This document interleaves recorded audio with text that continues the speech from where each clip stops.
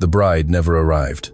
200 guests murmured, an empty altar, a man humiliated in a wheelchair.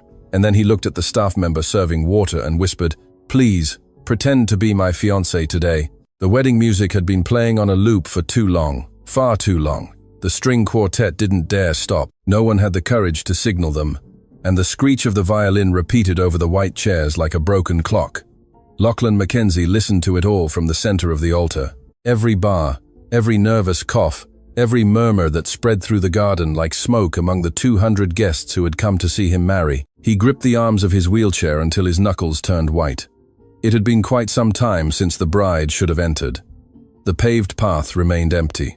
The freshly ironed carpet on the lawn of the Magnolia Grand Garden remained spotless. The floral arch, taller than a man, held white roses that were already beginning to wilt under the coastal sun. Scarlett Beaumont was nowhere to be seen, and from the look on Liam Fitzpatrick's face as he approached from the side, she never would be. Liam was his lifelong solicitor, the only man in the world Lachlan trusted implicitly. He leaned behind the chair, phone in hand, his face as pale as a sheet. "Lachlan, mate," he murmured so close, his words almost brushed his ear. "You need to hear this, but I'm asking you to breathe first." Lachlan took the device with a trembling hand. He didn't recognize as his own. He pressed the button, the voice that came from the small speaker. It wasn't the sweet voice he had grown to love over the past year and a half. It was a voice he had never heard in that woman before. Hollow, cold, terribly polite. "Lachlan, I can't do it. Don't wait for me at the altar. I tried. I swear I tried. But waking up today, I understood. I wasn't born to push a wheelchair for the rest of my life. I'm not that woman, and you don't deserve someone who says yes while lying. Goodbye." The message cut off. Silence fell upon Lachlan's shoulders with the weight of a quarry stone. Behind him, the string quartet continued to play. "Tell them to stop," Lachlan asked, his voice unrecognizable. Liam raised a hand. The violinist understood. The music died abruptly, and then, without the music, the murmuring of the guests grew unbearable. It was as if everyone had been waiting for that silence to start talking. What happened? Did she leave him? Poor bloke. "I told my husband. That girl never." Words reached Lachlan from all sides, crossing the garden like arrows. Poor bloke. That word, the word he had learned to hate more than any other. The word people had started using when looking at him since that afternoon, years ago, when a truck with failed brakes had left him seated in that chair forever. He who had built the McKenzie resorts and hotels chain from a single guest house, inherited from his Nana Lara, multiplying it along the entire coast until it became an empire. He who had signed million-dollar contracts without his pulse trembling. He who had learned to live from a wheelchair with a straight back, asking nothing of anyone. He was now poor bloke. He closed his eyes for a second. When he opened them, he saw her. Chloe Reynolds was standing at the edge of the garden next to a refreshment table, with a tray of water glasses in her hands. She was very still, too still for someone who had just heard that message bouncing among the guests like a stone in a church. She had worked at Magnolia Grand for a few years. He knew her by sight, a young, quiet woman who moved through the hallways as if she didn't want to disturb the air, and yet she was the only person in that house who had never looked at him with pity. When Lachlan returned from the rehabilitation clinic after the accident, all the staff at the estate had learned the same gesture, lowering their gaze, smiling that tight smile that well-intentioned people give to the sick, all except her. Chloe looked him in the eye. She would say, "Good morning, Mr. McKenzie," as if he were still a man and not a case. She would place his coffee cup always in the exact same spot where his hand could reach it without stretching. She would change the wilted flowers in the study without him having to ask. Small gestures, so small that he himself hadn't realized he had memorized them. There are people who spend their whole lives near you without you noticing them, and one day they are the only ones still there when everything else falls apart. Chloe was at the edge of the garden with the tray of glasses and looked at him not with pity, but with something older, something akin to understanding. "Liam," Lachlan said, without taking his eyes off her. "Come here." The solicitor leaned in again. "I need that woman here now, without a fuss. Bring Chloe, the staff member, the one who serves coffee in the morning." Liam didn't ask. In a lifetime of serving that family, he had learned never to ask when the boss spoke in that tone.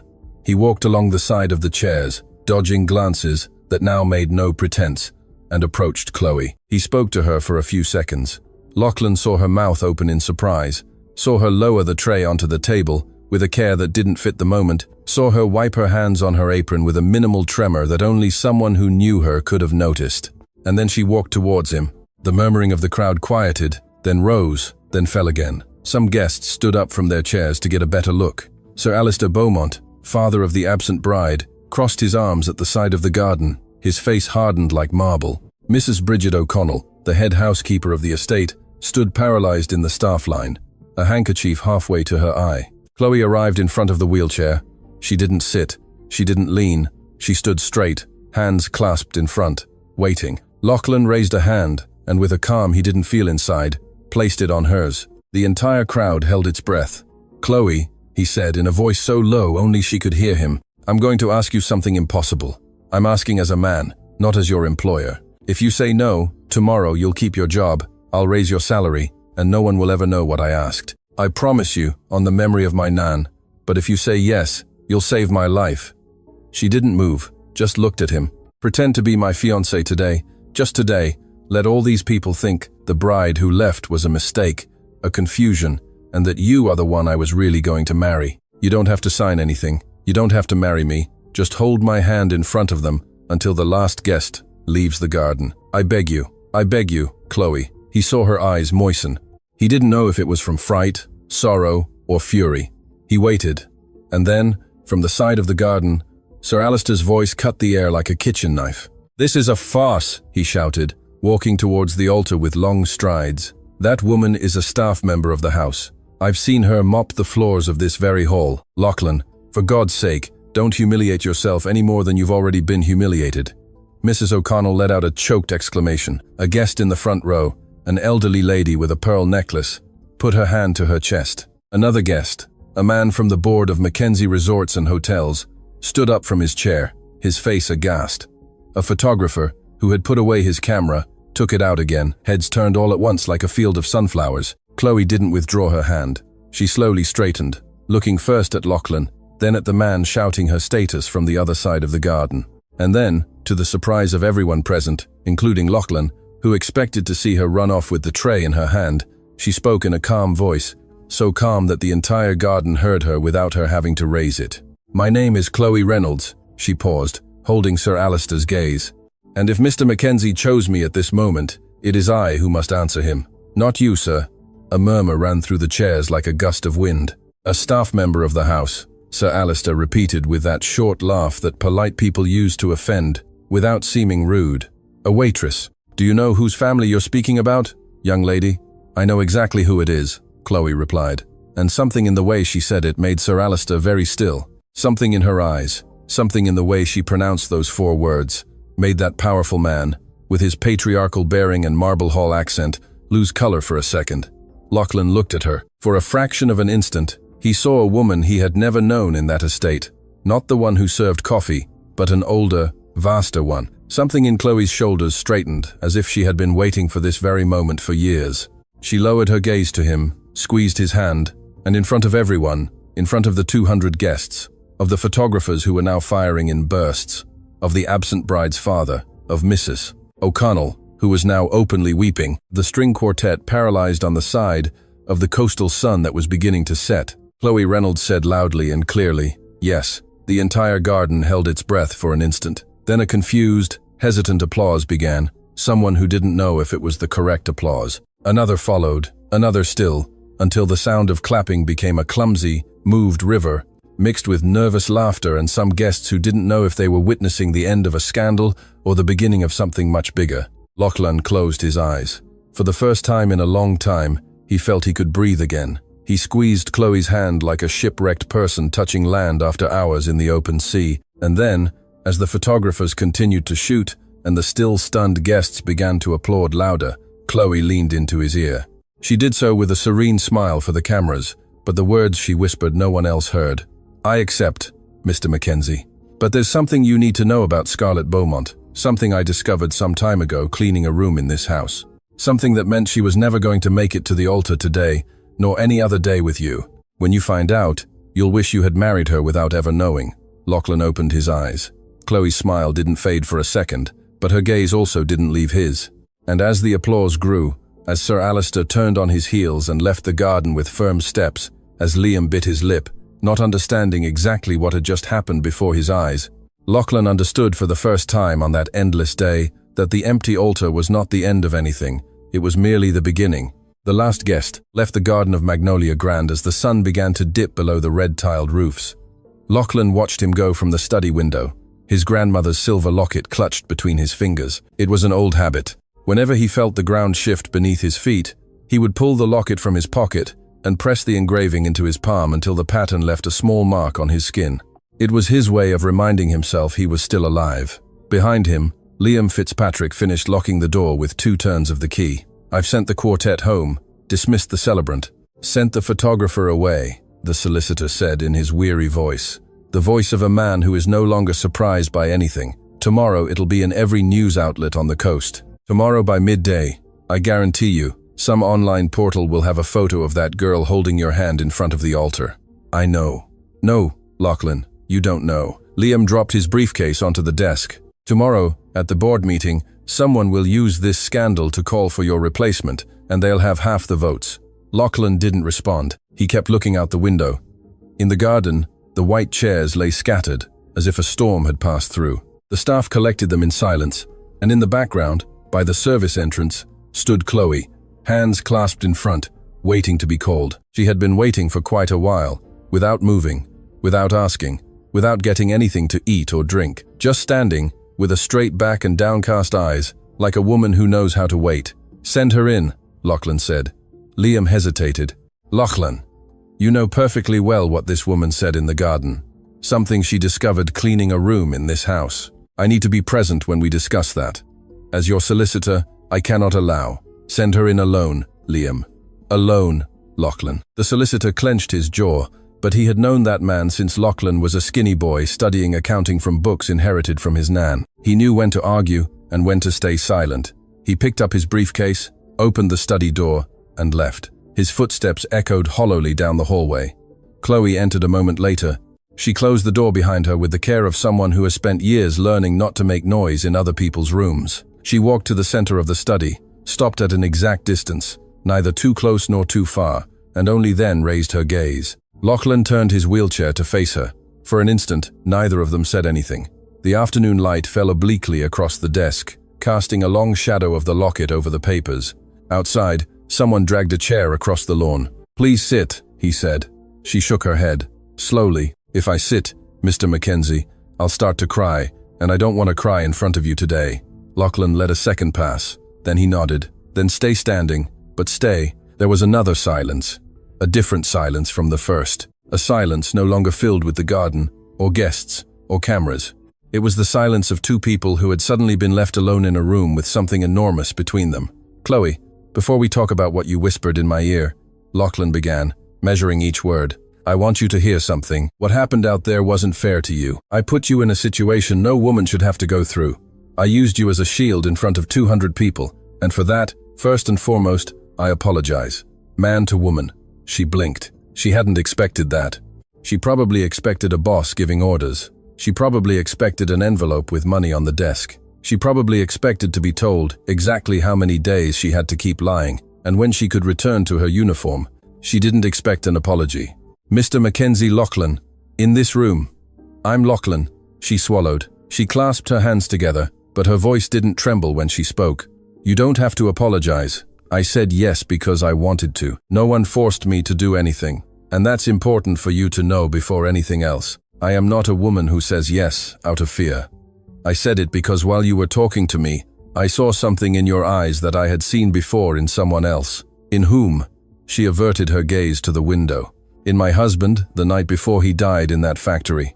Lachlan felt something stir inside his chest. That wasn't in any employee report. He had never looked at his staff's files. For him, until today, Chloe had been a discreet shadow among the furniture. "I thought you were a single young woman." "Yes, almost everyone thinks that." A small smile, without bitterness. "I've been a widow for years. My husband worked at a timber mill called Coastal Timber Works, an old machine that wasn't maintained. There was an accident. He managed to push a younger colleague who was with him out of the way. That's why they brought him back to me as a hero. That's why they signed me off on a pathetic pension. Because he was a dead hero, not a dead worker." Her voice trembled for the first time. She controlled it immediately. "My mother has been ill with heart trouble for a long time. My younger sister still goes to school and wants to be a doctor. I am the only person bringing money into that house. That's why, when you offered me the position at the estate some years ago, I didn't ask about the salary. I accepted. Lachlan closed his eyes for an instant. He remembered the day. Mrs. Bridget O'Connell had recommended her. A quiet girl, the housekeeper had said. A girl who won't give us any headaches. And he had signed the contract without lifting his head from the papers. Chloe, why did you never complain? I increased staff salaries twice since you arrived, but you never asked for an extra cent, no extra leave, nothing, because I wasn't there to complain, Mr. Lachlan. I was there to support my family, and also because this estate was the closest thing to a break I'd had in many years. Lachlan looked at her. He truly looked at her for the first time and realized that this woman was not just the one who brought coffee in the morning or who changed the flowers in the study. She was a woman who had learned to carry the whole world on her shoulders without asking for applause. I want to propose a deal, he said. She looked up again. Tomorrow by midday, my board of directors will try to use this scandal to remove me from control of McKenzie Resorts and Hotels. They've been wanting to for a while. The chain has 15 hotels on the coast, 2 inland, and is worth more than you or I can count. If they bring me down, they also bring down the legacy of my Nan Ilara, who is in Street Jude's private hospital, and whose heart cannot take another shock. He paused to take a breath. Talking about his Nan still physically affected him. The only way to stop them is for me to have what a boss calls personal stability. In plain words, for me to appear with a woman on my arm, for that woman to sit in the front row of the next charity gala at the Beacon, to attend the annual board dinner, to visit my Nan in the hospital, and for Nan to know her. For today's photos not to be of a humiliated man, but of a man who changed women at the last second and chose well. Mr. Lachlan, I don't know how to walk at a charity gala. I serve water at those galas. I don't sit at the table. That's why I chose you. He twirled the locket between his fingers. People who serve water at a gala see things that people sitting at the table don't see. And I need a woman who sees, not a woman who poses. Chloe remained very quiet. The deal is this, he continued. For a time, no longer than strictly necessary to neutralize the board. You will appear by my side at public events. You will live during that period in the guest wing of the estate, not in the staff quarters. You will learn what you need to learn. Liam will take care of that. In return, I will cancel your mother's debt to the bank for her house. I will cover your mother's cardiac treatment with the best medical team, and I will pay for your sister Sophie's entire medical degree at the university of her choice, right down to the last book. Chloe put a hand to her mouth. It's too much. It's not. You saved me today in front of 200 people, and in front of my own board of directors. I am putting a price on something priceless, and even then, I am paying you less than you are worth. Do you accept? There was a long silence. Chloe lowered her gaze to the locket in his hand. Then she raised it to his eyes and replied with the same calm with which she had responded in the garden. I accept, but with 2 conditions. State them. The first, when this is over, whatever the outcome, I return to my home. I don't want to stay here. I didn't come to this estate looking for a husband. I came to work. Lachlan nodded. Done. The second, during this time we are together. You don't touch me. Not for photos. Not in front of people. Not in private. My hand on yours? Yes. Yours on mine? Yes. We already agreed to that today at the altar, but nothing more. I am not a woman of fleeting affections. I wasn't born to be one. Lachlan looked at her for a few long seconds and then, slowly, with an almost solemn seriousness, he replied, Done. You have my word, on the memory of my Nan. She took a deep breath. It seemed a huge weight fell from her shoulders. So, we have a deal. We have a deal, he repeated, and for an instant, he smiled at her. It was a small, rusty smile, a smile he hadn't used in a long time. Something shifted in Chloe's face when she saw it, but then she straightened, walked to the desk, rested her palms on the dark wood, and looked at him with a different expression, one not of the deal, but of what she had promised to tell him in his ear at the altar. Lachlan, before we go any further with this, there's something you need to hear. I won't live under this roof, even in pretense, without having told you. Speak. Some months ago, I was cleaning the guest room in the West Wing. Miss Scarlett used to stay there when she came for weekends. That afternoon, she had gone out early. I was vacuuming the carpet under the bed when I hit a shoebox that was under the mattress with the vacuum cleaner. She paused. She swallowed. The box opened. Papers fell out. I was going to put them away without looking, but as I collected them, I saw a word, a name, your company's name, Lachlan. McKenzie Resorts and Hotels. And next to it, a signature I knew from hearing the name in this house. Her father's signature, Sir Alistair Beaumont. Lachlan felt the locket grow cold in his hand. What did those papers say, Chloe? She looked at him and replied in a voice so low he had to lean forward to hear her. I'm not an educated woman to understand company papers, Lachlan. But I read enough to understand one thing. In that box were documents signed by Sir Alistair, discussing when this chain of yours was going to be sold, as if it were a done deal. And the sale date was after your wedding date with Scarlett. There was an icy silence in the study. I dare say, Chloe finished, her voice still low, that Miss Scarlett didn't leave you today because you're in a wheelchair. That message was a lie, Lachlan. They left you today because they had already signed the day your company was going to stop being yours. And it was a day when you already had to be married to her. Outside, the last staff member finished dragging the last chair. Inside, Lachlan clenched his fist over the locket until the engraving hurt his palm. Through the window, the garden's shadow was already lengthening across the study wall. And Lachlan understood, for the second time that day, that the empty altar had not been the end of anything. It was merely the first move in a war he hadn't even known he was fighting 5 hours ago. A few days had passed since the afternoon of the empty altar. Magnolia Grand seemed the same as always from the outside. Gardeners pruned the rose bushes. The white gate opened and closed with its usual creak. The curtains in the main dining room rustled with the sea breeze. But inside, something had shifted. Like when a painting hangs crooked on the wall and no one notices until the light changes and the shadow reveals the tilt. Chloe Reynolds was in the guest wing by the chest of drawers when that shadow became visible. She held her mother's journal in her hands. It was a worn journal bound in dark leather, its corners curled from years of handling. Her mother had filled it with recipes, with poems written in pencil, with shopping lists from the months when money barely stretched to beans and tortillas. Chloe opened it to the last page. The inside back cover was lined with brown paper. She ran her fingertip over a disguised seam. Inside, folded with a patience learned nowhere, were the papers she had found months ago under Scarlett Beaumont's mattress. Chloe, dear, the voice came from the door. Chloe closed the journal with a natural movement and placed it on the chest of drawers. Mrs. Bridget O'Connell entered with a dress in one hand and a shoebox in the other. The housekeeper had served that estate for 30 years. She had ironed handkerchiefs for Lachlan McKenzie when the grandmother still walked the halls. She had watched Lachlan grow up from a child. She had that domestic authority that old houses grant to those who have spent a long time sweeping their corners. I brought you what we'll wear tonight for the gala. Shall I help you with your hair? I can manage myself, Mrs. O'Connell. Don't worry. Are you a little nervous? It's the first time I've entered a place like that through the main door. Bridget observed her with a warm smile. Chloe, dear, I know what happened. The other afternoon was very strange, but between you and me, has Mr. McKenzie spoken to you about anything else? About the Beaumonts, about papers, about the company, about some private matter? Chloe didn't look up from the dress. Mr. McKenzie has only spoken to me about the gala, Mrs. O'Connell. He says I just have to smile and let Liam answer the questions. Nothing more. Right. Bridget lingered a moment longer than usual by the chest of drawers. Her eyes rested almost unintentionally on the worn journal. Is that your mother's journal? Yes, ma'am. How lovely to keep things from those who have passed.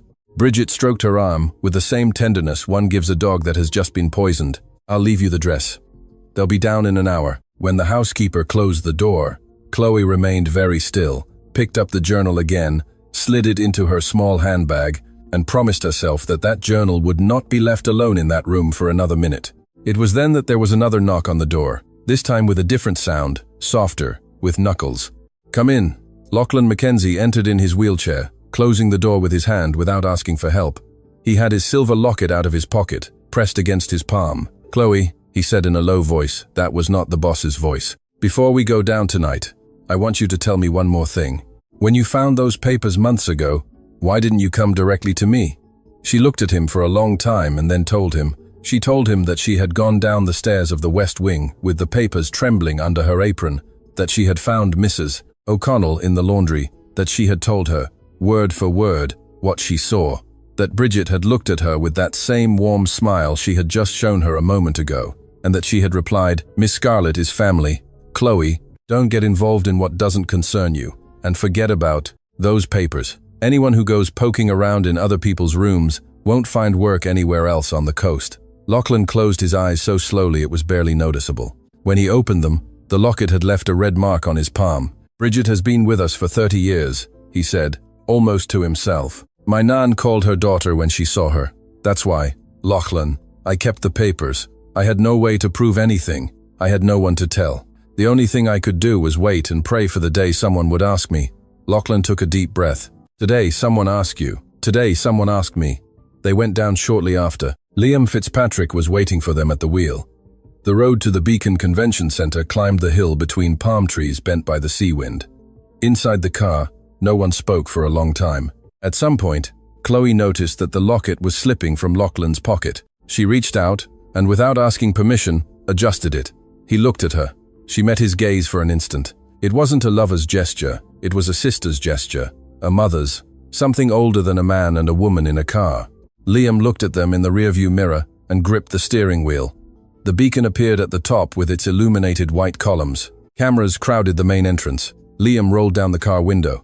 "The wheelchair ramp is around the side," the guard said without looking up. Through the service entrance, Lachlan remained silent. Chloe pressed her lips together. A poorly made ramp is like a poorly chosen word. It reveals the person who built it. And that ramp, in a venue where an entry ticket cost what a family earned in half a year, led directly to the service entrance, as if a man in a wheelchair and a waiter with a tray were the same thing. Bridget had told Chloe to enter through the main door, to let herself be photographed alone briefly before entering. Chloe didn't. She walked beside Lachlan to the service entrance. She crossed through the kitchen of the Beacon with him, past waiters who looked at her without saying anything, and past cooks who lowered their heads. They arrived at the main hall from the side, together.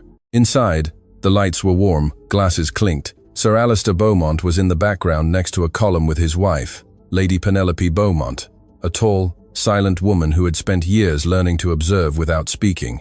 Scarlett was not there. Chloe searched for her with her eyes but didn't find her at any table. Sir Alistair, however, raised his glass to her with a smile that was anything but cordial. Lachlan introduced her one by one. "My fiancée, Chloe Reynolds." Some offered their hands with polite coldness, others with genuine curiosity. Chloe replied with simple words. She didn't try to imitate the elegant accent of that room. She didn't apologize for hers. She spoke as she always spoke. And then, by a side table, an elderly woman with a pearl necklace took her arm. "My name is Lady Eleanor Campbell. I knew Lachlan McKenzie when we were young." Her voice trembled for an instant. "I would have liked you to know her, dear, and believe me, I don't say that to just anyone." Chloe lowered her gaze and gently took the elderly woman's hand, pressing it to her lips. It was an ancient gesture, almost forgotten, but it came from the soul. Lady Eleanor had to take a handkerchief from her handbag. Several ladies at the table watched the scene in silence. Something shifted in that hall that night, something no photo could capture, but that all the matriarchs present felt. Chloe was not an intruder, she was something else, something that reminded them of their own mothers, their own grandmothers, something genuine in a room full of polished things. Sir Alistair noticed this, and so, before dessert, he approached Chloe and asked for a private word on the balcony. They went out to the balcony. The sea breeze stirred the potted plants. Alistair leaned against the marble balustrade with studied elegance. "My dear, I won't waste your time. I know your mother's name, Maid Reynolds. I know she's on the waiting list at Street Jude's private hospital for a heart valve. I know your younger sister, Sophie, dreams of entering medical school and won't get in without a scholarship." He smiled, showing perfectly white teeth. "I'm a man with many connections in many places. A word from me, my dear, and a waiting list can become much longer than your mother's heart has time for." Chloe didn't move, didn't lower her gaze, didn't raise her voice. She let him finish, and when he fell silent, she spoke with a calm that the entire balcony seemed to hear. "Sir Alistair, my mother ended up on that list because her heart grew tired of enduring everything life threw at it. Not because of you, and she will come off that list when it's her turn. Not because you decided. I wash dishes, sir. I don't wash consciences. Yours. You wash yourself." Then she gave him a small, almost courtly bow, and went back inside. Sir Alistair remained alone on the balcony, his glass trembling in his hand. In the car on the way back, Lachlan spoke for the first time in a long while. "Chloe, what you said on the balcony, I heard it all. Liam put a small recorder in your handbag. For security. I'll forgive you if you forgive me." She smiled wearily towards the window. "Well done." Liam cleared his throat at the wheel. "Lachlan, there's something else. While you two were inside, I received a call from the estate's security staff. The camera in the guest wing recorded someone entering Miss Chloe's room during the gala. They were there for about 20 minutes. They checked every drawer, lifted the mattress, searched everywhere. Chloe's blood ran cold until she remembered. She smiled. "Who, Liam?" Lachlan asked. Liam looked at her in the rear-view mirror before answering. "Mrs. Bridget O'Connell." Lachlan clenched his fists over the locket. 30 years. 30 years of service. The woman my Nan Elara called daughter. The traitor lived within the very walls of the estate. Chloe opened her handbag, took out her mother's worn dark leather journal, and placed it on her lap. "She won't find anything in my room," she said in a calm voice. "My mother's journal goes everywhere with me. Where I go, it goes." Lachlan looked at her, and for the first time since the accident that had left him in that chair, since the morning of the empty altar, since the day he was first called poor bloke in his life, he let out a brief, genuine laugh, like a man who breathes again. The car climbed the last bend of the hill towards Magnolia Grand. The lights of the gate appeared at the end of the drive, and then Liam braked abruptly. At the estate gate, under the yellow light of the entrance lamp, a figure was waiting, dressed in a long coat, standing alone, with no car on the drive, as if she had walked from hell itself. Scarlett Beaumont had returned and was waiting for them. Scarlett Beaumont stood under the yellow lamp of the Magnolia Grand gate, with a long coat that seemed to offer no warmth. Her hair was hastily tied back, her lips were chapped, a small leather handbag rested by her feet, as if she had walked a long way to get there. And above all, she had a face Lachlan McKenzie had never seen before in all the time he had thought he knew her. She had the face of a frightened woman. Liam Fitzpatrick turned off the car engine. No one spoke inside the vehicle for several seconds. The silver locket remained clenched in Lachlan's palm. Chloe Reynolds in the back seat held her mother's worn journal against her chest like a shield. "Liam," Lachlan said in a low voice, "lower the electric gate. Don't let her onto the property. I'll speak to her from here." "From here, Lachlan." The solicitor obeyed. They got out of the car. Chloe stayed 2 steps behind. Lachlan moved his wheelchair until he stopped in front of the closed gate. Scarlett was on the other side, separated from him by the wrought iron railing. "Lachlan," Scarlett said. Her voice trembled. "I need to talk to you, please. I have nowhere else to go tonight." "You sent an audio message saying you didn't want to push my chair," he replied without raising his tone. "This is my chair. I came in it. Speak." Scarlett closed her eyes for an instant. When she opened them, they were full of tears. And it was then, exactly at that instant, that Lachlan understood something. The locket had been screaming at him for days. He had lived for years with this woman, had planned a marriage with her, and had never learned to distinguish her real tears from her rehearsed tears. But Chloe, who had barely seen her pass twice in the estate's corridors, knew, without moving, without saying anything, what he took years to suspect. "Those tears are the kind that serve a purpose," Chloe murmured, barely opening her lips. Liam noticed it too. He clenched his jaw and took a step back so that his small recorder, hidden in the inside pocket of his jacket, pointed towards Scarlett's voice. "Lachlan, my father forced me to leave that morning," Scarlett said from the other side of the gate. "It wasn't me. I love you. I was going to marry you, but he threatened me. He told me that if I entered the garden, he would disinherit me. I ran away because I was scared, but now I've come to tell you everything. I've come to help you." "To help me? I know things, Lachlan. I know what my father planned against you. I know the names of the members of your board of directors who signed with him. I know the accounts where the sale money was going to go. I'll tell you everything, but you have to let me in tonight. You have to protect me. If my father finds out I'm here, it will end badly for me." There was a silence. Lachlan looked at the gate, looked at Liam, looked at Chloe, and then, with a calm he didn't recognize in himself, he spoke to Scarlett for the last time in that way. "Scarlett, you'll sleep tonight at the Mirasol Hotel in the city center. Liam will pay for your room with his card. Tomorrow by midday, you and I will meet at my solicitor's office. If what you say is true, and you come with proof, I will study it. If not, you will never see me again. This is the only offer I will make you. Lachlan, please. The Mirasol Hotel is 15 minutes away. Liam will call you a taxi." Liam was already doing so on his mobile. Scarlett clenched her fists against the gate. For a second, Chloe thought the woman was going to scream. She didn't scream. She bit her lip, picked up her small handbag from the ground, and walked to the edge of the road to wait for the taxi, her shoulders very straight. When the taxi drove her away, Lachlan opened his palm. The locket had left 2 red marks, one next to the other, like 2 small blows to the heart. "Liam," he said without taking his eyes off the spot where Scarlett had been, Tonight, no regular staff sleeps at the estate. Send everyone home with a paid day off. I want the estate empty tonight. Just Chloe, you, and me. And Mrs. O'Connell? Mrs. O'Connell too. Let the estate see her leave, without a fuss. Tomorrow we decide what to do with her. Done. Later, inside the study, Lachlan spread out the papers from Chloe's worn journal on the desk. They were barely 3 typewritten sheets, a sober letterhead, a recognizable signature at the bottom. Liam read them with his spectacles on the tip of his nose, reread them. Then he took off his spectacles and massaged his eyes. Lachlan, this alone isn't enough to bring down Sir Alistair, but it is enough for one thing. To petition the commercial court for an injunction that freezes the operation. If I present this tomorrow first thing, no one can sell a single chair from the McKenzie Resorts and Hotels chain until everything is clarified. Do it. I'll need the journal as custody of the evidence. Chloe shook her head. Not the journal. Take the papers. The journal stays with me. Liam looked at her. He understood. He nodded. Done.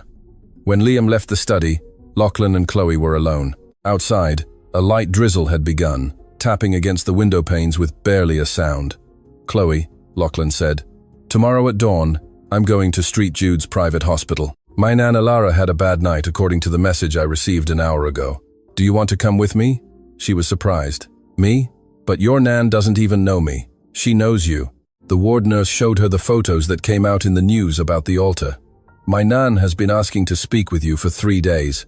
I didn't want to bring you while all this was so raw, but today I can't put it off any longer. If you don't want to go, it's fine, but I'm asking you. I'll go. At first light the next day, they left for the hospital. The drizzle had stopped. The sky was washed clean over the coastal roofs. St. Jude's private hospital was a 3-story building, white and austere. Nan Alara McKenzie's room was on the top floor with a view of an inner courtyard with an old palm tree. When Chloe pushed Lachlan's chair into the room, she stopped at the threshold. Nan Alara was a small, fragile woman, her hair tied back by a loving nurse's fingers. She had very clear blue eyes. She had an IV drip in her hand and around her neck, a silver locket exactly like her grandson's. Come closer, my dear, the Nan said. Her voice was barely a whisper, but firm. Come closer without fear. Chloe approached, took the elderly woman's free hand. Nan Alara held her fingers with surprising strength for a woman in her condition. I knew your mother, the Nan said suddenly. Chloe's heart skipped a beat. My mother, ma'am, Maeve Reynolds? Yes, when I was young and still able to walk, I did charity work at a sewing workshop for women from the Portside Terrace neighborhood. Your mother was there for a while. She had the finest hands in the whole room. She sewed little flowers with a delicacy I haven't seen in any other woman.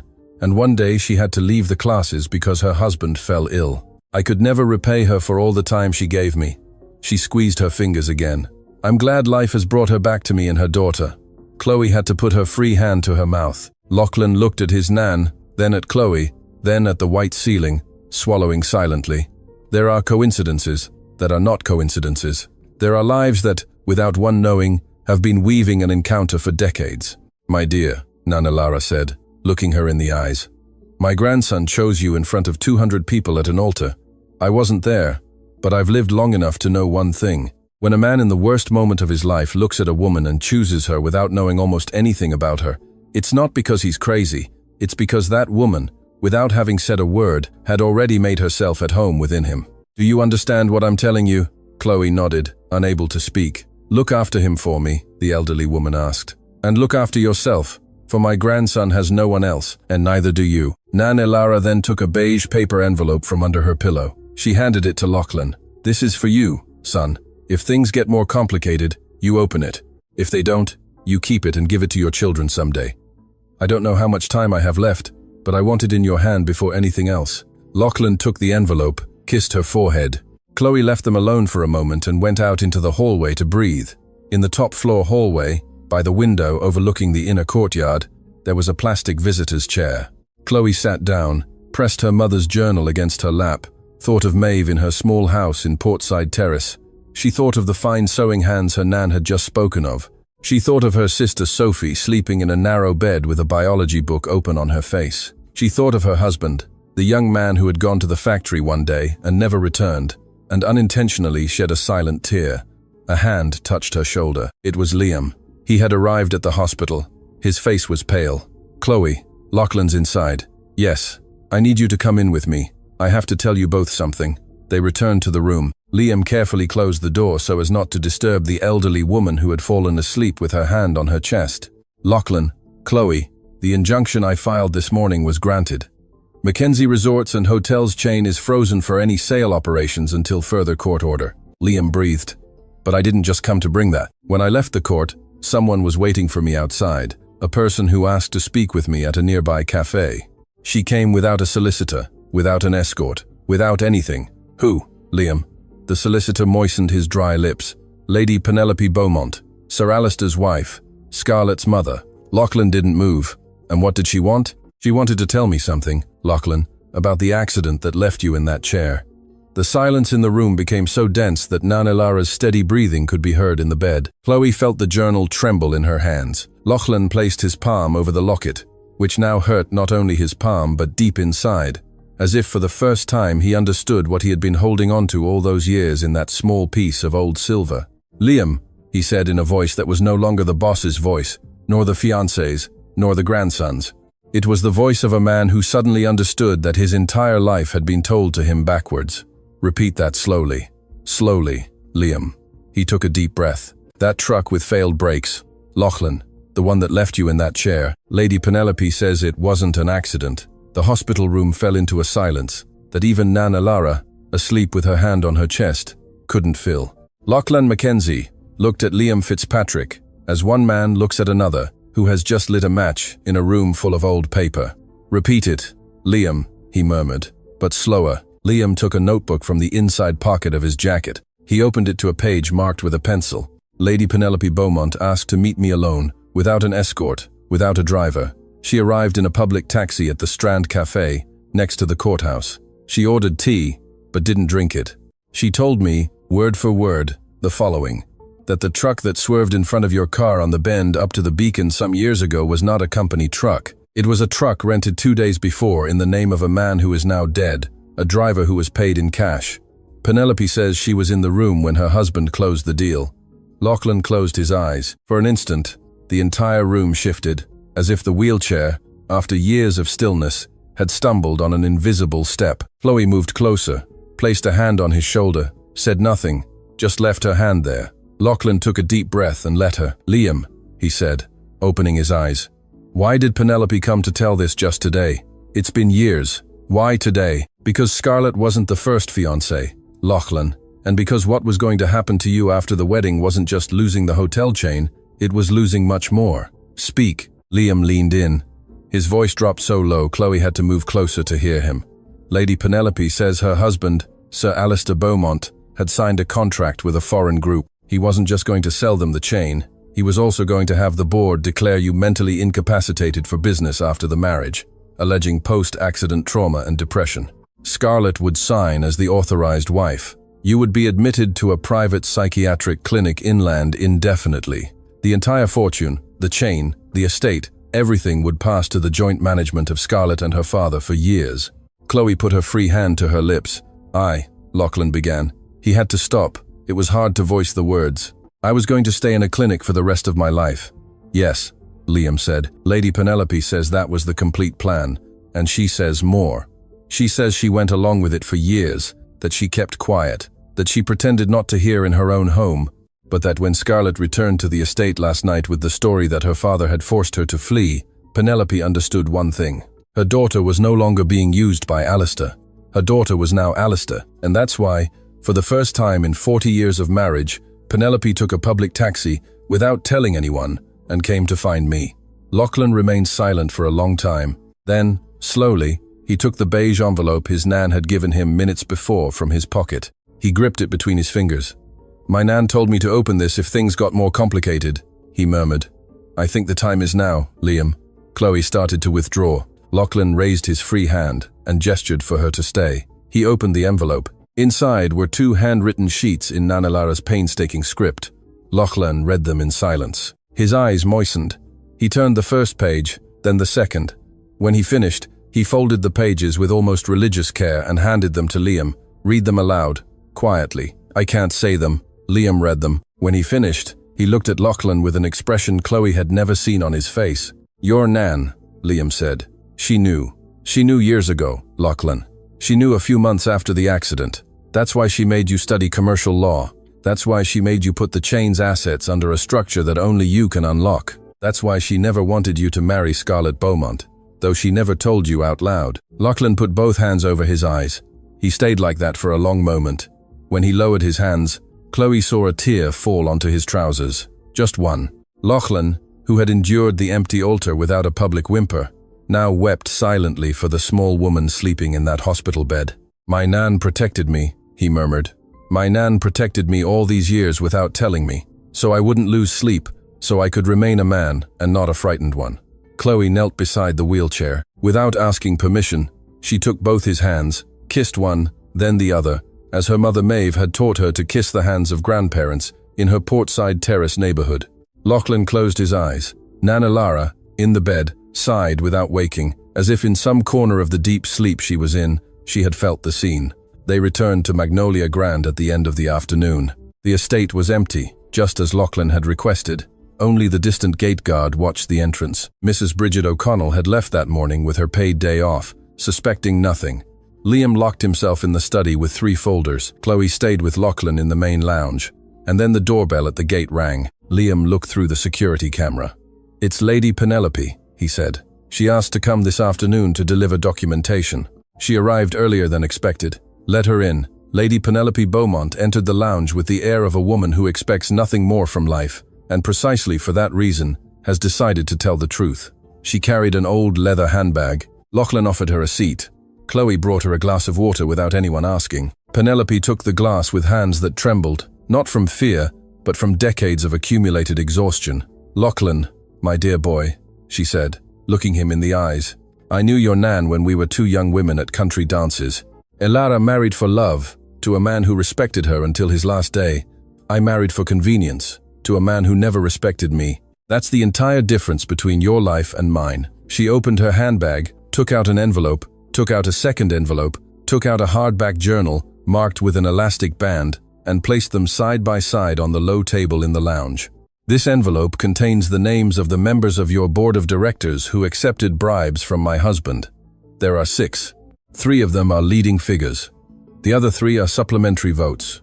She touched the second envelope. "Here are the receipts for the cash payments to the truck driver. My husband kept them for his own security. I copied them months ago when I knew it could go past the wedding." She touched the journal. "Here is my own handwriting. A signed and dated statement from my hand. If your solicitor presents it, I will stand by my declaration in court. I won't back down." Liam opened the 2 folders, began comparing names. His face hardened with each page he turned. He spent 5 minutes in silence. When he finished, he looked at Lachlan. "Lachlan, this is comprehensive. With this, there's not just an injunction.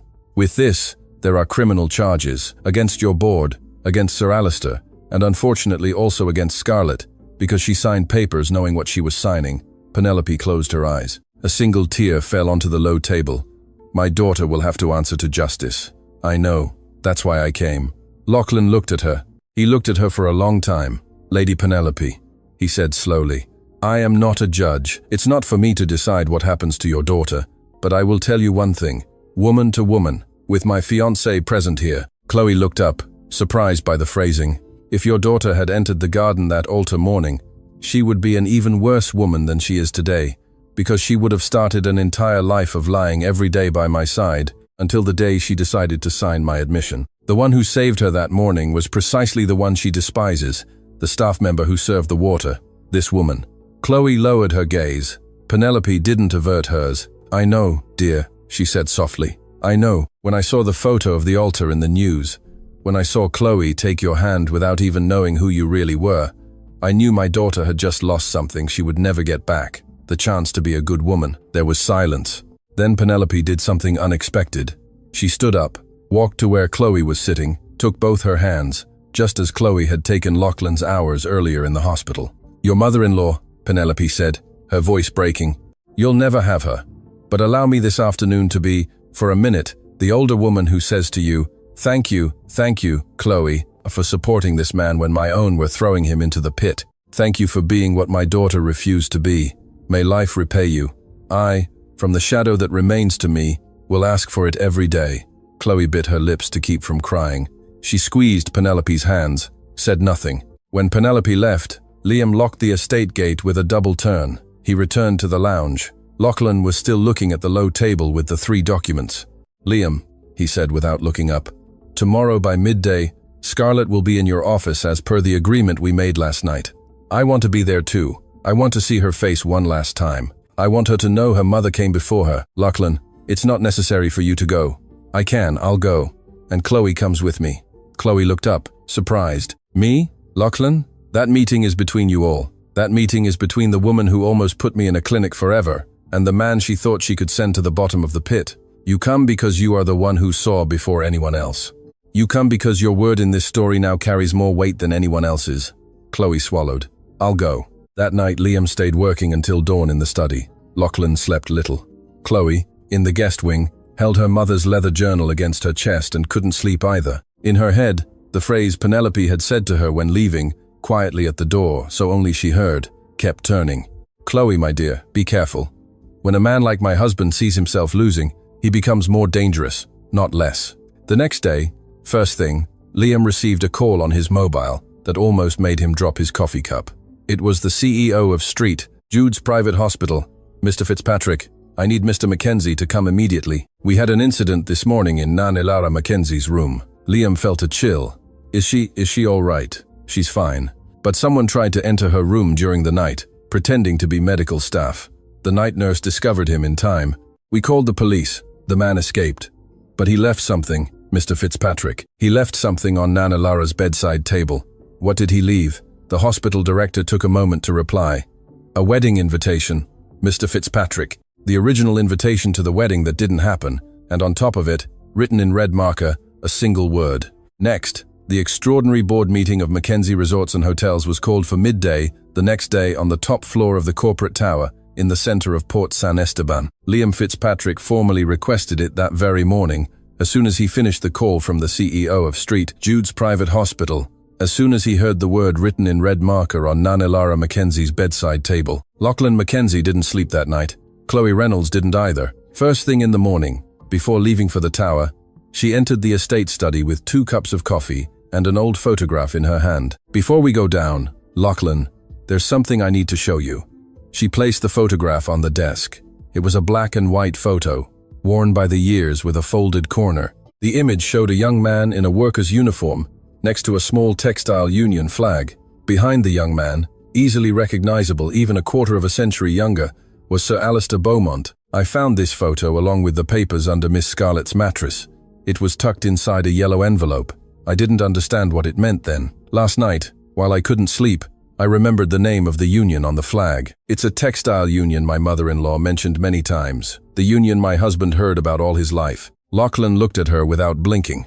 "Your husband, Finn O'Malley." Chloe pronounced the name like someone pulling a stone from the bottom of a pocket. "Finn worked his whole life in furniture making."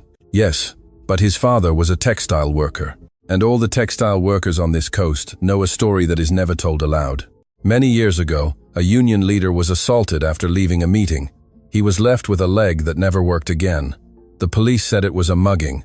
The workers knew it wasn't. The workers knew who had sent those men, but no one had anything to prove it." Lachlan took the photograph with his free hand. "The young worker in the photo is that same man. And behind him, the person the union people quietly named as responsible is Sir Alistair. Miss Scarlett kept that photo without possibly knowing everything it meant. Perhaps she found it in a box belonging to her father and put it aside because it seemed like a trophy. But on this coast, Lachlan, that photo is worth more than any company document. That photo, shown in the right place, leaves Sir Alistair with no friends." Lachlan put the photo in his briefcase along with the documents. He leaned towards Chloe. He looked at her with the deep calm of a man who has just understood that the woman in front of him has been carrying keys to doors he didn't even know existed for years. "Chloe, when this is over, no matter how it ends, I need to tell you something important, but today is not the day. Today we go to the tower. We'll talk later. We'll talk later." The Mackenzie Resorts and Hotels boardroom had a long, dark wooden table that had been receiving decisions for 30 years. The board members arrived one by one with the feigned haste of someone pretending not to know anything. Sir Alistair Beaumont arrived last, accompanied by his daughter Scarlett. Both came without a solicitor. It was a calculated decision.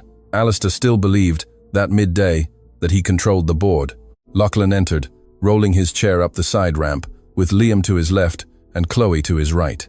Chloe didn't sit at the back. She sat next to Lachlan's seat, in the official companion's spot.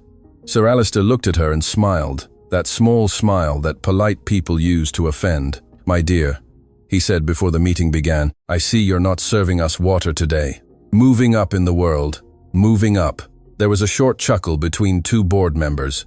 Chloe remained unfazed. Liam opened his briefcase, took out the two folders, took out the handwritten journal, took out the photograph, and placed them one by one on the long table. Lady Eleanor Campbell, an honorary board member since Lachlan McKenzie's time, leaned forward at the end of the table. She was an elderly woman, a woman of few words, respected by all present.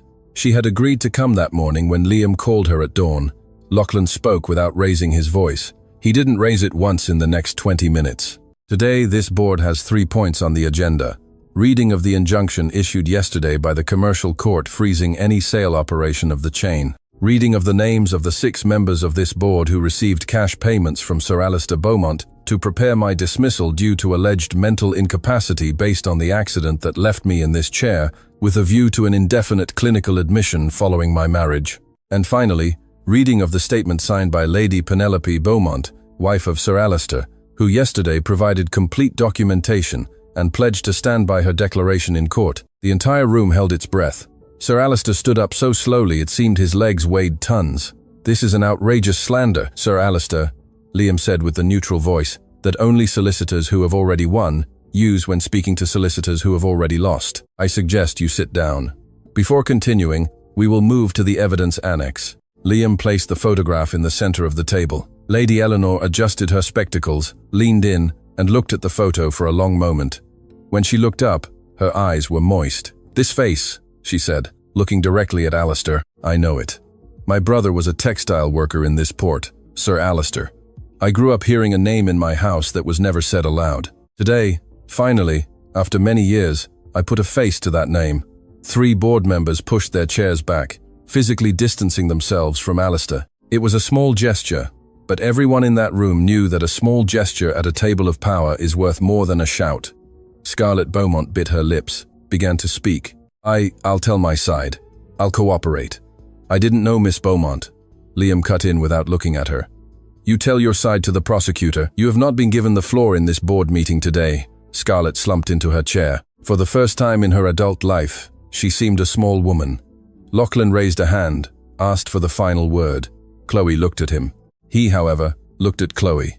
"There is someone in this room who is not a board member, nor a shareholder, nor a solicitor, but who has more right than anyone to say the last words of this meeting. Chloe, if you wish, speak." Chloe slowly stood up, placed her hands on the long table, just as she had placed them on the study desk that first afternoon. She looked at the 6 corrupt members, looked at Sir Alistair, looked at Scarlett, and finally looked at Lady Eleanor, who supported her with a small nod. "My name is Chloe Reynolds," she said in a firm voice. "I am a housekeeper. I have worked for some years at Magnolia Grand. I wash dishes, serve coffee, change sheets. I never stepped foot in a business school. I never signed a $1 million contract. But there is one thing I learned carrying trays through rooms like this, and today I will say it in front of all of you, just once, so you remember it." She paused slightly. The entire room held its breath. "The people who serve water at a table, sirs, see things that the people sitting at the table don't see. And for years you sat at this table believing that the people serving the water had no eyes. Today you discover that they do. Today you also discover that those eyes have been holding on to what they saw for a long time, waiting for the right day to speak. Today is that day. I didn't come to humiliate anyone. I simply came to return the gaze you never thought would be returned to you." The silence in the room became absolute. Lady Eleanor was the first to applaud. Slowly, once again. The small applause spread to 3 board members, then to one more, until half the table applauded with a strange solemnity. Sir Alistair Beaumont left the room escorted by corporate security. Scarlett left behind him, openly weeping. The 6 corrupt members signed their resignations before leaving. Liam received them one by one with the company stamp. When the room emptied, only the 3 of them remained: Lachlan, Chloe, and Liam. Lady Eleanor approached before leaving. She took Chloe's hands. "Chloe, dear, I have no descendants. My husband and I decided years ago to allocate part of our estate to a foundation that pays university scholarships. Your sister Sophie Reynolds, if she passes her medical exam, will have her entire degree paid for by the Campbell Foundation from this very midday. Without conditions, without your signature, without obligation to anyone. It is my way of repaying your mother for the sewing classes my dear Elara never managed to pay her for. Chloe put her free hand to her mouth, unable to speak, only nodding, overwhelmed by such tenderness. Lady Eleanor kissed her on the forehead like a grandmother. They returned to the estate at the end of the afternoon. Lachlan, on the way, received a call from St. Jude's private hospital. It was the same CEO. The man's voice trembled this time for a different reason. Mr. McKenzie, your nan, Elara, woke up an hour ago. She's asking to see you and is saying something we don't quite understand. She keeps repeating a name, Chloe, and she repeats a word, chapel. She wants both of you to go to a chapel. It's the only thing she wants to see with her own eyes before she lets go. Lachlan closed his eyes. Chloe, beside him, put her hands to her mother's journal. That night, in the study of Magnolia Grand, Lachlan opened a folder his solicitor had never opened in front of anyone. He searched for a name, called a person, scheduled a visit for the next morning to a small chapel surrounded by gum trees on the outskirts of town. It was called Our Lady of the Southern Cross Chapel. And then, for the first time in years, he himself dialed a phone number he had saved and never used. He waited through the rings. When someone answered, he said only one sentence. Maeve Reynolds, this is Lachlan McKenzie. I'm asking permission tomorrow morning at dawn to pick you up from your home and take you in my car to a very special place. I can't say more over the phone. I only ask that you trust me and that your younger daughter, Sophie, comes too. There was a silence on the other end of the line. Then, a very small, very tired voice, very full of something Lachlan couldn't name. I'll come, dear, I'll come. Dawn on the coast arrived pale, as if the sky also knew that this day was going to be different. Lachlan McKenzie left Magnolia Grand with Liam Fitzpatrick at the wheel. His nan Elara's silver locket was in his chest pocket, over his heart. They went to pick up Maeve Reynolds from the small house in Portside Terrace. The house was humble. The facade was peeling from the sea salt. Maeve waited at the door with a shawl over her shoulders, leaning on Sophie Reynolds' arm. Chloe's younger sister had the big eyes of a teenager who still didn't understand why she was there, but who had long ago learned not to ask when an older sister commanded. Lachlan got out of the car, walked with his chair to where the mother stood, took both her hands and told her, without preamble, what he had rehearsed all night. Maeve, many years ago, my nan Elara McKenzie paid you for some sewing classes with less money than your time was worth. Today, I've come to take you to a place where my nan wants to ask your forgiveness for that debt, and where, moreover, your eldest daughter will marry me in a small chapel on the outskirts, if she still accepts me. Maeve looked at him. Lachlan saw in those tired eyes a depth of light that the worn body had not managed to extinguish. Dear, she said slowly, if Chloe accepted you in front of 200 people without even knowing who you really were, she will accept you today with all the lights on. Let's go. At the estate. Meanwhile, Mrs. Bridget O'Connell was received in the study. She arrived, thinking she was returning to a job she had held for 30 years. Upon entering, she found Chloe sitting in the main armchair with the worn leather journal on her lap. Bridget stood at the threshold. Mrs. O'Connell, Chloe said without raising her voice. Nan Elara used to call you daughter in other times. Out of respect for that word, today, no one will report you to the police. Liam has locked the recording from the guest wing camera in a safe. The safe will remain closed forever. But you, Mrs. O'Connell, from this morning onwards, will never set foot in this estate again. Your pension has been deposited. Your belongings are packed. May life weigh upon you only what is just, and nothing more. Bridget opened her mouth, closed it, lowered her head, and left, escorted by the gate guard, without uttering a word. When the electric gate closed behind her, Chloe breathed for the first time in many months, as if the entire estate was, now, a habitable home. Our Lady of the Southern Cross Chapel was at the end of a dirt track surrounded by old gum trees. It was a small building of light stone, with a red-tiled roof that the morning sun was beginning to warm. There were no guests, no photographers, no board of directors. There were just the people who mattered. Nan Elara McKenzie arrived in an ambulance from St. Jude's private hospital, authorized by the CEO in person, accompanied by her attending nurse. A gurney with wheels was brought to the chapel door. They positioned it by the altar, slightly reclined, so the Nan could see. She had very clear blue eyes, and that morning, a serene lucidity that the nurse whispered to Lachlan she might not have again. Chloe entered, supported on her left arm by her mother Maeve and on her right arm by her sister Sophie. She wore a simple dress, no long veil, no crown, just a sprig of jasmine from the estate garden held in her right hand.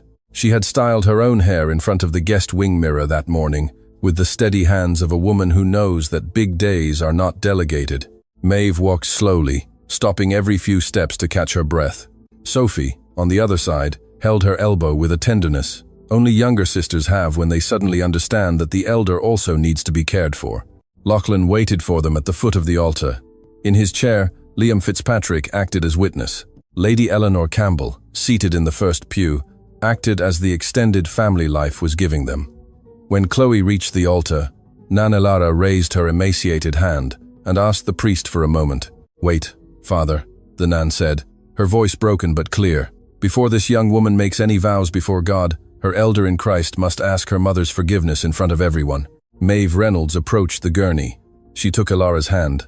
"There's nothing to forgive, my dear," Maeve murmured. "Those classes gave me some happy afternoons in a life where happy afternoons were few. One's daughters," Ilara replied in a thread of a voice. "Sometimes they cross paths that mothers cannot understand until the end. Yours and mine crossed. May the same God who brought us together late forgive us both for not having sought each other out sooner." The two older women held each other's gaze. Maeve kissed Ilara's hand. Ilara kissed Maeve's forehead, and only then could the priest continue. Lachlan took Chloe's hands, said his vows slowly, looking into her eyes. He told her he had chosen her at the worst moment of his life, because that woman had already made herself at home within him, without his knowing it. He told her the wheelchair was merely furniture, but she was the roof. He told her he wasn't asking her to support him, but to walk by his side, that those legs he lacked would be provided together by her steps. Chloe responded with a calm that moved the nurse, Liam, Eleanor, and the priest. She told Lachlan that she had learned in the hallways of that estate that being seen by one man is worth more than being desired by all others. That she brought no dowry, no surname, no inheritance. That she brought only a worn dark leather journal with her mother's poems and recipes written in pencil. That journal, from that morning onwards, would be theirs both. When they kissed, there were no applause. There was just the small sound of the wind rustling the branches of the gum trees and a contained sob from Maeve in the first pew. Nana Lara McKenzie slowly closed her eyes. The nurse approached, alarmed. The Nan opened her eyes again. "Relax, my dear," she told the nurse. "I'm not leaving yet, but I wanted to see it, and I did. Now I can rest well." Nana Lara lived several more weeks in her room at St. Jude's private hospital, receiving Chloe's visit every afternoon, who read her passages from the worn leather journal. Maeve Reynolds received a transplant at a private clinic, fully covered by the Campbell Foundation, and recovered enough to return to sitting in the sun on her small house patio by the sea salt, sowing little flowers for the granddaughter who would never arrive, but whom she continued to await with the patience of ancient mothers. Sophie Reynolds passed her medical exam with the best grade in her cohort. Sir Alistair Beaumont was prosecuted by justice. Lady Penelope Beaumont stood by her declaration to the end. Scarlett Beaumont cooperated with the prosecution and received a reduced sentence, far from the coast, in an inland city where no one knew her surname. Penelope wrote Chloe a single letter, in which she thanked her for being what her daughter had refused to be, and asked that the letter, once read, be burned. Chloe read it, then burned it. Mackenzie Resorts and Hotels reorganized with a new board. Lady Eleanor Campbell accepted the honorary seat left by Ilara. Lachlan once again signed contracts without his hand trembling, but this time he signed them with Chloe by his side, in an office designed so that the wheelchair and the walking woman reached the same height at the desk together. Time passed. One ordinary morning, in the garden of Magnolia Grand, Lachlan was practicing with a physiotherapist. He managed to stand upright, supported by parallel bars, for a few seconds. Chloe watched him from the garden door, her hand on her belly, which was already beginning to curve very slightly. She said nothing, just smiled at him. Lachlan understood. Nana Lara's silver locket ended up hanging around Chloe's neck the day the Nan closed her eyes for the last time. One of Ilara's handwritten letters said in its last line, "May this old silver continue to accompany the woman my grandson had the courage to choose when he was lonelier than ever." The worn dark leather journal eventually passed into Sophie's hands. When Sophie qualified as a doctor, she kept it in her consulting room on her desk. A patient once asked her, "What was that old journal?" Sophie replied, looking towards the window. It's the journal of the women in my family. Everything I am is written inside, without any of them having written it on purpose. And on a warm afternoon, at the end of a dirt track surrounded by gum trees, Lachlan McKenzie pushed for the first time, taking 2 steps supported by Chloe, the small pram where a little girl slept, who had the very clear blue eyes of a great-grandmother who was no longer there, the fine sewing hands of a grandmother who awaited her with patience, and the name, simple and firm, of the woman who one day served water in a garden and returned, to those who sought to humiliate her, a gaze the entire world never forgot. The little girl was named Ilara, and the sea wind that afternoon seemed to have been waiting for that name forever.